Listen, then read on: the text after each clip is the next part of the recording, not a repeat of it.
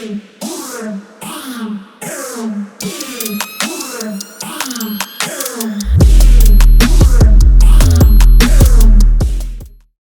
1 enters one of the most iconic races of the season. The Monaco Grand Prix is a star-studded event around the dazzling city of Monte Carlo. Monaco, officially known as the Principality of Monaco, is home to around just 39,000 people.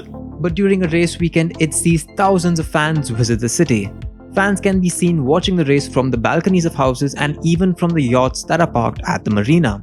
This season the cars have a brand new design, and it will be fascinating to see just how the teams manage through their first experience with this track. So here's what we learned from Friday's practice session. Ferrari once again finished fastest at the end of the practice session.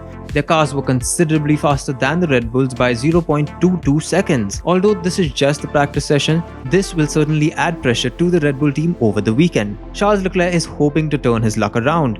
He's not managed to finish any of his races here at Monaco in his entire F1 career. This will be certainly disappointing considering the fact that Leclerc has grown up in Monaco. Following his sessions, he finished on top of the sheets. He said, "We had consistent running and completed a good number of laps. We still have to fine-tune the balance, but all in all, it wasn't too bad and we just need to make the usual step from Friday to Saturday now."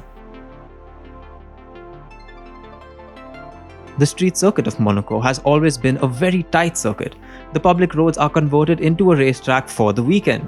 Every mistake is costly. Daniel Ricciardo suffered a big shunt in FP2, and there were many others who had really close calls with almost crashing into the barriers. World champion Max Verstappen said, "The track feels different this year with the new cars. The cars are a bit heavier and slower and a bit more bumpy because they are stiffer.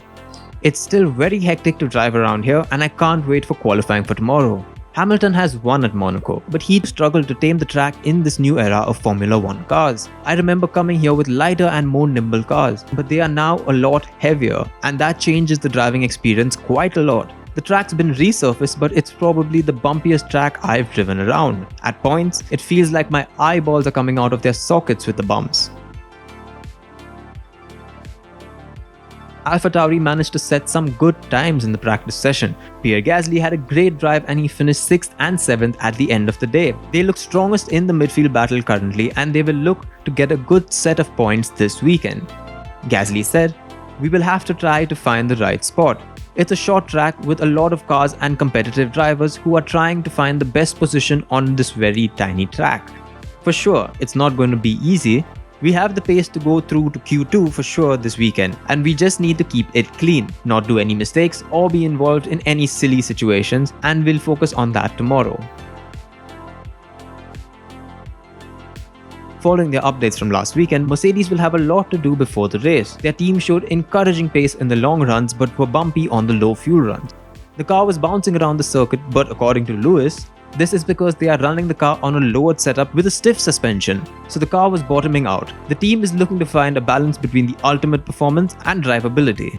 George Russell said that while they are showing good pace, they will not be fighting for the top spot. At the front, Ferrari are flourishing once again. We saw at Imola how good they were over the curbs, and this is playing to their strength here too. We now need to go get our heads down and see what we can do for tomorrow, so that we are at least best of the rest behind Ferrari and Red Bull. It'll be interesting to see how the cars qualify on Saturday. Considering that the track is a very tight track and overtakes are almost impossible, your qualifying position essentially dictates whether you have a good race or a bad race. So stay tuned to Fervent Motorsports as we cover all the details of the Monaco Grand Prix.